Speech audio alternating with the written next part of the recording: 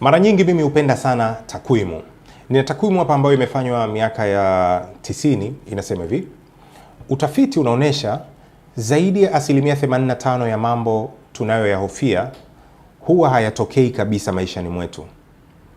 Lakini bado hofu ya kushindwa inawazuia mamilioni ya watu kujaribu ndoto zao. Ni kama tunajifungia wenyewe kwenye minyororo ya hofu hata kabla ya kupambana. Sikiza vizuri hiyo kitu. Kwamba 85% ya mambo ambayo tunayahofia huwa hayatokei.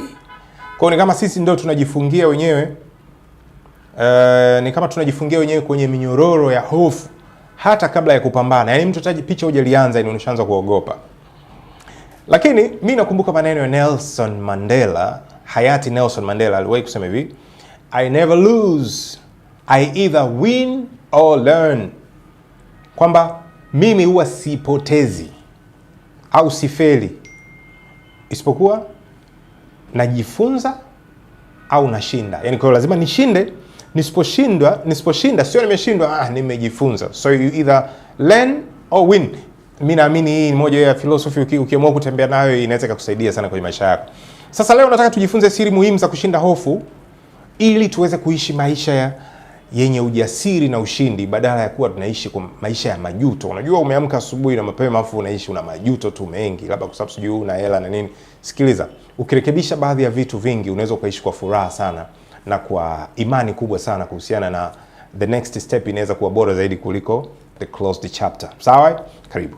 Tunakwenda moja kwa moja kwenye somo la leo. Tunaangalia njia 5 za kushinda hofu ya kushindwa. Watu wengi wanaogopa. Kwa hiyo jambo la kwanza, jifunze kubadili mtazamo kuhusu kushindwa kwanza. Unajua mara nyingi sana hofu huwa inakuja kwa sababu tunaona kushindwa au kuanguka tunaona kama mwisho. Yaani tunaona hapa ndio kwenye roadblock. Hasiwezi tena kuendelea mbele. Lakini what if nikikwambia kwamba kushindwa au kuanguka ni daraja la kabisa la mafanikio? Yaani kule ambako unataka kwenda wewe kwenye vitu vikubwa, lazima kukupime kwanza, kukupitishe kwenye njia ambazo hazieleweki. Kwa hiyo utashindwa, utaanguka, utafeli, kuna vitu vinaweza vikatokea.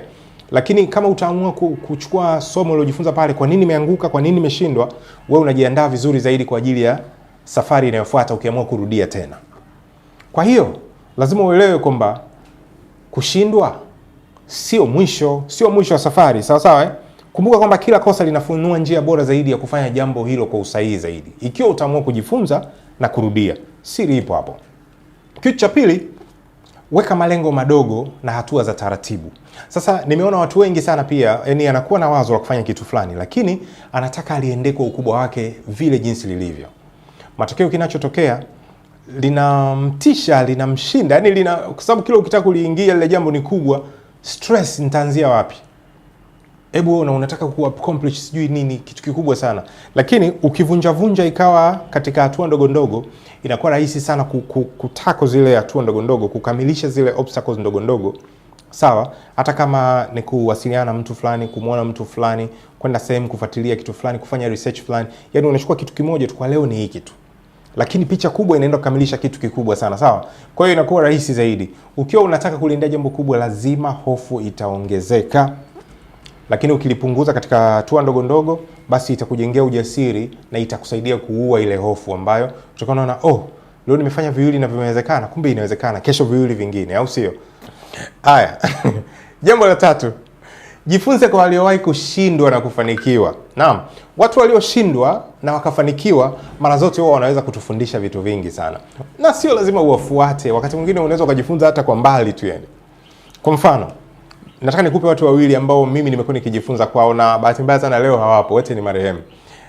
Mimi huwa najifunza sana kwenye story nilivyosoma, yani profiles za watu wawili. Nilijifunza sana. Mmoja amefariki siku sio nyingi, muda sio mrefu sana. Huyu ni Steve Jobs ambaye alikuwa CEO wa Apple, company Apple, kwa sababu tunatumia sana iPhone na nini.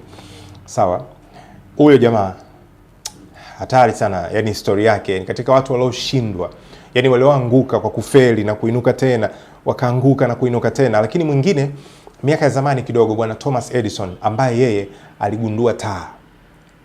Yeye aligundua taa jamaa. Yani bwana jamaa noma sana. Hebu ni mwenzi kidogo. Unajua ukisikia mtu kagundua taa, yani tunaongelea habari kama hizi. Torch.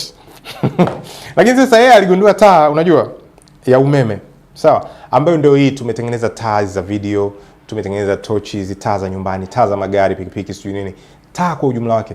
Lakini mwenyewe anaelezea kwamba katika kuvumbua hiyo taa, au wakati akigundua, wakati akipata hizo insights na nini, na hizo harakati za kutengeneza hiyo taa, kwa kugundua hiyo taa, alifeli zaidi ya mara 1000. Anasema zaidi ya mara 1000.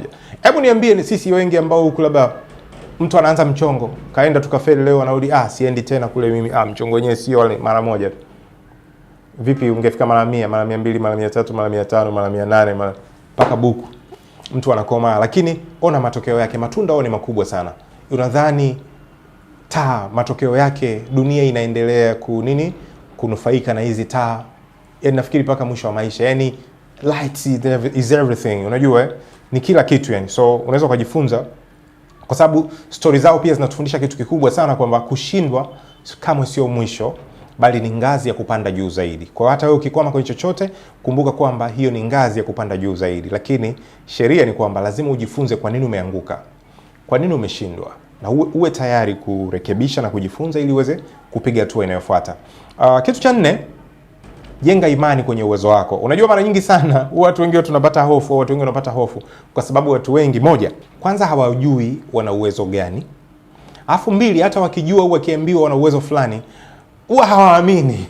Yaani watu wengi sana anaanza tayari yupo kwenye familia kwamba yeye ana kitu fulani anajua, lakini leo imefika kwenye performance bana, nenda basi, bana brother, nenda tu mchague mtu mwingine basi, mimi bana naona kama siko sawa leo brother. Nini? Hofu. Basi hiyo tu. Unajua, kujiamini na kujikumbusha mafanikio yako ya nyuma inaweza kukusaidia sana kuona kwamba kumbe unaweza kushinda changamoto yoyote mpya. Naam, hii ni moja ya siri. Unawezaje kuondokana na hilo? Kwamba hebu jaribu kukumbuka kitu gani nyuma uliwahi kukifanya vizuri. Kitu gani nyuma uliwahi kukifanya vizuri na kikafanikiwa, kikawa kizuri. Ukijikumbusha kwamba mimi niliwahi kufanya au kutatua changamoto fulani, then naweza kutatua changamoto nyingine yoyote. Sijui sasa hivi tutaijua huko, tutaifahamu huko ikishafahamika, au sio?